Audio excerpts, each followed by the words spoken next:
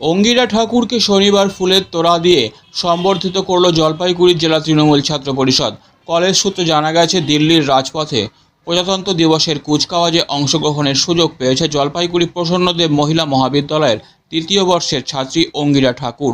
আগামী 26শে জানুয়ারি প্রজাতন্ত্র দিবস, সেখানে পশ্চিমবঙ্গের প্রতিনিধি হিসাবে কুচকাওয়াজের প্যারেডে অংশগ্রহণ করবে জলপাইগুড়ির অঙ্গিরা।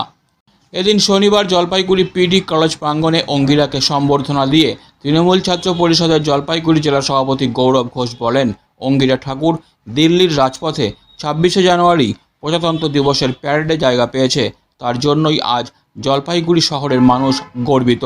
পাশাপাশি আগামীতে আরও উঁচু জায়গায় অঙ্গিরা যাক, সেই কামনা করি। সম্বর্ধনা পেয়ে খুশি অঙ্গিরা। সে বলে, কলেজের গ্রুপ থেকে প্রথম দিল্লির রাজপথে প্যারেড করার সুযোগ পেয়েছি। আজ কলেজের সিনিয়র দিদিরা এবং তৃণমূল ছাত্র পরিষদের তরফে আমাকে সম্বর্ধিত করা হলো। আমাদের জলপাইগুড়ির মেয়ে অঙ্গিরা ঠাকুর, যে পিডি উমেন্স কলেজে পড়ে, আরডিসি ক্যাম্পে চান্স পেয়েছে দিল্লির রাজপথে 26শে জানুয়ারি যে কুচকাওয়াজ হতে চলেছে এবছরে। সেখানে জলপাইগুড়িকে গর্বিত করে যে মেয়েটি এবছর দিল্লির রেড রোডে প্যারেডে